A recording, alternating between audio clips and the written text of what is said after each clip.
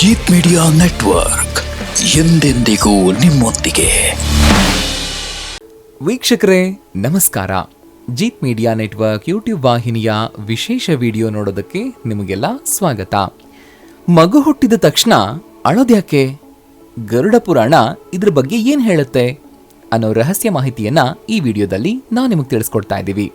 ವಿಡಿಯೋಗೆ ಈಗಲೇ ಒಂದು ಲೈಕ್ ಕೊಟ್ಟು ವಿಡಿಯೋದ ಕೆಳಗಡೆ ಓಂ ನಮೋ ಭಗವತೆ ವಾಸುದೇವಾಯ ಅಂತ ಕಮೆಂಟ್ ಮಾಡೋದಕ್ಕೆ ಮರಿಬೇಡಿ. ಹಾಗೇನೆ ವಿಡಿಯೋದ ಕೆಳಗಡೆ ಇರುವಂತಹ ಜಾಯಿನ್ ಬಟನ್ ಒತ್ತಿ, ಆಗ ನೀವು ಜೀತ್ ಮೀಡಿಯಾ ಚಾನೆಲ್ ಮೆಂಬರ್ ಆಗ್ತೀರಾ. ಅಂದ್ರೆ ನೀವು ಮೆಂಬರ್ಗಳಿಗಿರುವಂತಹ ವಿಶೇಷ ವಿಡಿಯೋ ಮತ್ತು ಲೈವ್ ನೋಡಬಹುದು. ಮಕ್ಕಳು ಹುಟ್ಟಿದಾಗ ಜನರ ಜೀವನದಲ್ಲಿ ಸಂತೋಷದ ಕ್ಷಣಗಳು ಸಹ ಹುಟ್ಟುತ್ತೆ. ಮನೆ ಮಂದಿ ಸಂತಸದಿಂದ ಸಂಭ್ರಮಿಸ್ತಾರೆ. ಸಿಹಿ ಹಂಚೋ ಮೂಲಕ ತಮ್ಮ ಖುಷಿಯನ್ನ ಇಮ್ಮಡಿಗೊಳಿಸ್ತಾರೆ. ಆದ್ರೆ ಶಿಶುಗಳು ಹುಟ್ಟಿದ ತಕ್ಷಣ ಅಳೋದಕ್ಕೆ ಪ್ರಾರಂಭಿಸುತ್ತವೆ. ಜೊತೆಗೆ ಅಳೋದನ್ನ ಮುಂದುವರಿಸ್ತಾನೆ ಇರುತ್ತೆ. ಇದನ್ನ ನೀವು ಕೂಡ ನೋಡಿರಬಹುದು ಅಲ್ವಾ? ಅಷ್ಟಕ್ಕೂ ಹೀಗೆ ಮಗು ಅಳೋದಕ್ಕೆ ಕಾರಣ ಏನು? ಇದಕ್ಕೆ ಒಂದು ನಿರ್ದಿಷ್ಟ ಕಾರಣ ಇದೆ. ಅದನ್ನ ಅರ್ಥ ಮಾಡ್ಕೊಳ್ಳೋದಕ್ಕೆ ನೀವು ಈ ವಿಡಿಯೋನ ಮಿಸ್ ಮಾಡದೆ ನೋಡಿ. ಯಾವಾಗ ಒಂದು ಜೀವ ಮೃತ್ಯುಲೋಕದಲ್ಲಿ ಜನ್ಮ ತಾಳುತ್ತೋ ಆವಾಗ ಆ ಜೀವಿಯ ಸ್ಮೃತಿ ಶೂನ್ಯವಾಗಿರುತ್ತೆ. ಅವರಿಗೆ ಯಾವುದೇ ವಸ್ತುಗಳ ಬಗ್ಗೆಯೂ ಗೊತ್ತಿರೋದಿಲ್ಲ. ಯಾವುದೇ ವ್ಯಕ್ತಿಯ ಪರಿಚಯ ಕೂಡ ಇರೋದಿಲ್ಲ. ಮಗು ಡೆಲಿವರಿ ಬಳಿಕ ಗರ್ಭದಿಂದ ಹೊರಗೆ ಬಂದ ತಕ್ಷಣ ಅದು ಅಳೋದಕ್ಕೆ ಶುರು ಮಾಡುತ್ತೆ. ಮಗು ನೋವಿನಿಂದಲೂ ಅಳಬಹುದು ಅಥವಾ ಇನ್ನಿತರೆ ಕಾರಣದಿಂದಲೂ ಮಗು ಅಳಬಹುದು. ಆದ್ರೆ ಆ ಕಾರಣಗಳು ನಮಗೆ ತಿಳಿದಿರೋದಿಲ್ಲ. ನೀವು ಯಾವತ್ತಾದ್ರೂ ಯೋಚನೆ ಮಾಡಿದ್ದೀರಾ, ಯಾಕಪ್ಪ ಮಗು ಹುಟ್ಟಿದ ತಕ್ಷಣನೇ ಇಷ್ಟೊಂದು ಅಳುತ್ತೆ ಅಂತ? ನೋವಾಗದಂತೆ ಗರ್ಭದಿಂದ ಮಗುವನ್ನ ಹೊರತೆಗೆದ್ರೂ ಕೂಡ ಅದು ಅಳೋದಕ್ಕೆ ಕಾರಣ ಏನು? ಈ ಯೋಚನೆ ನಿಮಗೂ ಬಂದಿರಬಹುದು ಅಲ್ವಾ? ಅದಕ್ಕೆ ಮುಖ್ಯವಾದ ಒಂದಷ್ಟು ಕಾರಣಗಳಿವೆ. ಅವುಗಳ ಬಗ್ಗೆ ಸಂಪೂರ್ಣ ಮಾಹಿತಿಯನ್ನ ಈ ವಿಡಿಯೋದಲ್ಲಿ ತಿಳಿಸಲಾಗಿದೆ. ಅದಕ್ಕಾಗಿ ಈ ವಿಡಿಯೋನ ಪೂರ್ತಿಯಾಗಿ ನೋಡಿ. ಎಲ್ಲೂ ಕೂಡ ಸ್ಕಿಪ್ ಮಾಡಬೇಡಿ. ಜೊತೆಗೆ ಲೈಕ್ ಕೊಡೋದನ್ನ ಮರಿಬೇಡಿ. ಹಿಂದೂ ಧರ್ಮಶಾಸ್ತ್ರದ ಅನುಸಾರ ಗರ್ಭದಿಂದ ಹೊರಬಂದ ತಕ್ಷಣ ಮಗು ಅಳೋದಕ್ಕೆ ಒಂದು ಪೌರಾಣಿಕ ಕಥೆ ಇದೆ. ಇದರ ವಿವರಣೆಯನ್ನ ವಿಷ್ಣು ಪುರಾಣದಲ್ಲಿ ಕಾಣಬಹುದು. ಅಷ್ಟೇ ಅಲ್ಲ, ಇಸ್ಲಾಂ ಧರ್ಮದಲ್ಲೂ ಹುಟ್ಟಿದ ತಕ್ಷಣ ಮಗು ಅಳೋದಕ್ಕೆ ಕಾರಣವನ್ನ ತಿಳಿಸಲಾಗಿದೆ. ಆದ್ರೆ ನಿಜವಾಗಿಯೂ ಮಗು ಅಳೋದಕ್ಕೆ ಕಾರಣ ಏನು? ಈ ಒಂದು ಪ್ರಶ್ನೆಗೆ ಸರಿಯಾದ ಉತ್ತರ ಸಿಗೋದೇ ಇಲ್ಲ. ಇದಕ್ಕೆ ಉತ್ತರವನ್ನ ನೀವು ಕೂಡ ಕಂಡುಹಿಡಿಯೋದಕ್ಕೆ ಬಯಸ್ತೀರಿ ಅಲ್ವಾ? ವಿಜ್ಞಾನದಲ್ಲಿ ಇದಕ್ಕೆಲ್ಲ ಒಂದು ಕಾರಣವನ್ನ ನೀಡಿದೆ. ವೀಕ್ಷಕರೇ, ಇವತ್ತು ನಾವು ನಿಮಗೆ ಈ ವಿಡಿಯೋದಲ್ಲಿ ಹುಟ್ಟಿದ ತಕ್ಷಣ ಮಗು ಯಾಕೆ ಅಳುತ್ತೆ ಅನ್ನೋದ್ರ ಬಗ್ಗೆ ವೈಜ್ಞಾನಿಕ ದೃಷ್ಟಿಕೋನದಿಂದ ನಿಮಗೆ ಅರ್ಥೈಸ್ತೀವಿ. ಅಷ್ಟೇ ಅಲ್ಲ, ಇದರ ಜೊತೆಗೆ ಹಿಂದೂ ಧರ್ಮಶಾಸ್ತ್ರಗಳಲ್ಲಿ ಹೇಳಲಾಗಿರುವಂತಹ ಪೌರಾಣಿಕ ಕಥೆಯನ್ನು ಕೂಡ ನಿಮಗೆ ತಿಳಿಸ್ತೀವಿ. ಈ ಕುರಿತು ಹಿಂದೂ ಧರ್ಮಶಾಸ್ತ್ರವಾದ ವಿಷ್ಣು ಪುರಾಣದಲ್ಲಿ ಮಾಹಿತಿ ಸಿಗುತ್ತೆ. ವೀಕ್ಷಕರೇ, ಒಂದು ಹೊಸ ಜೀವನದ ಉತ್ಪತ್ತಿಯಾಗೋದು ಪುರುಷ ಮತ್ತು ಮಹಿಳೆ ಸಮಾಗಮವಾದಾಗ ಮಾತ್ರ. ಇದರ ಫಲವಾಗಿ ಒಂದು ಜೀವಕ್ಕೆ ಹೊಸ ಶರೀರ ಸಿಕ್ಕಿ ಸ್ತ್ರೀ ಶರೀರದಲ್ಲಿ ಜನ್ಮ ತಾಳುತ್ತೆ.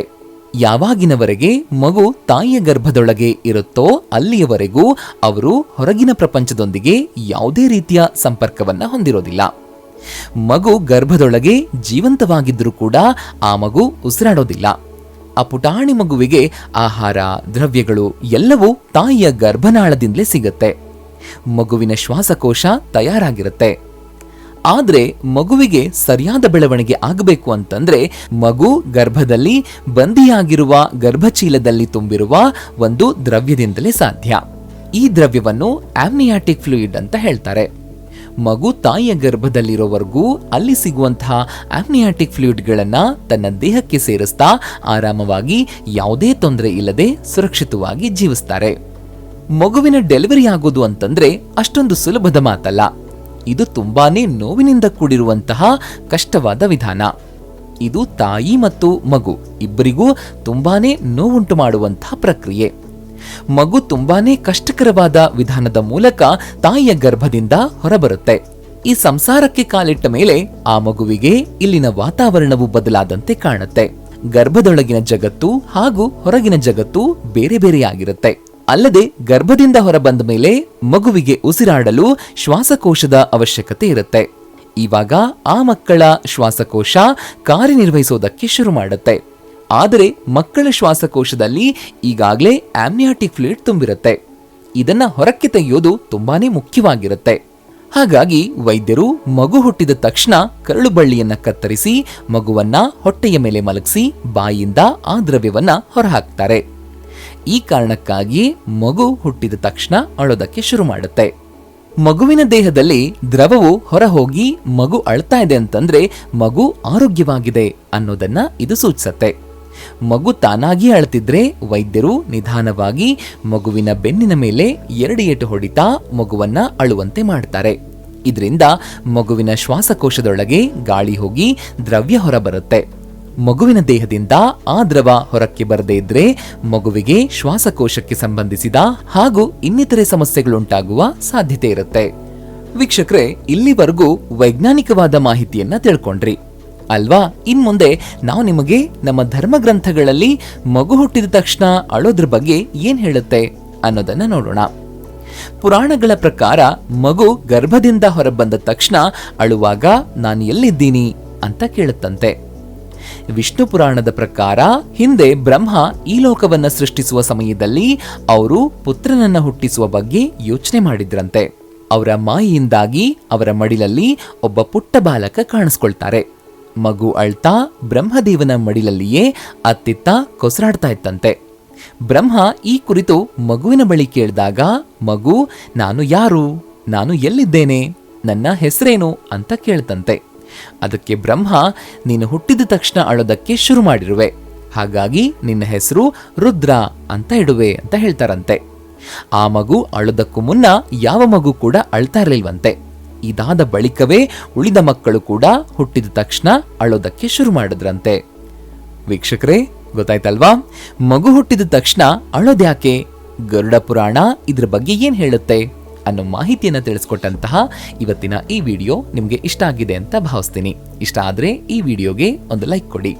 ಅಷ್ಟೇ ಅಲ್ಲ, ನಿಮ್ಮ ಸ್ನೇಹಿತರಿಗೆ ಮತ್ತು ಸಂಬಂಧಿಕರಿಗೆ ಈ ವಿಡಿಯೋನ ಶೇರ್ ಮಾಡೋದಕ್ಕೆ ಮರಿಬೇಡಿ. ಜೀತ್ ಮೀಡಿಯಾ ನೆಟ್ವರ್ಕ್ ಚಾನೆಲ್ನ ಸಬ್ಸ್ಕ್ರೈಬ್ ಆಗಿ, ಹಾಗೇನೆ ವಿಡಿಯೋದ ಕೆಳಗಡೆ ಇರುವಂತಹ ರೆಡ್ ಬೆಲ್ ಐಕಾನ್ ಪ್ರೆಸ್ ಮಾಡಿ ಆಲ್ ನೋಟಿಫಿಕೇಶನ್ ಒತ್ತೋದಕ್ಕೆ ಮರಿಬೇಡಿ. ಜೀತ್ ಮೀಡಿಯಾ ನೆಟ್ವರ್ಕ್ ವಿಡಿಯೋಗಳು ನಿಮ್ಗೆ ಇಷ್ಟ ಆದರೆ ಈ ವಿಡಿಯೋದ ಕೆಳಗಡೆ ಇರುವಂತಹ ಥ್ಯಾಂಕ್ಸ್ ಮತ್ತು ಜಾಯಿನ್ ಬಟನ್ ಪ್ರೆಸ್ ಮಾಡಿ ನಮ್ಮ ಪ್ರಯತ್ನವನ್ನ ಬೆಂಬಲಿಸಿ. ಜೀತ್ ಮೀಡಿಯಾ ನೆಟ್ವರ್ಕ್ ಸಮಸ್ತ ವೀಕ್ಷಕರಿಗೆ ಮಾತೆ ಮಹಾಲಕ್ಷ್ಮಿಯ ಆಶೀರ್ವಾದ ಸದಾ ಇರಲಿ ಅಂತ ಕೇಳ್ತಾ ಇವತ್ತಿನ ಈ ವಿಡಿಯೋನ ಇಲ್ಲಿಗೆ ಮುಗಿಸ್ತಾ ಇದ್ದೀನಿ. ನಮಸ್ಕಾರ.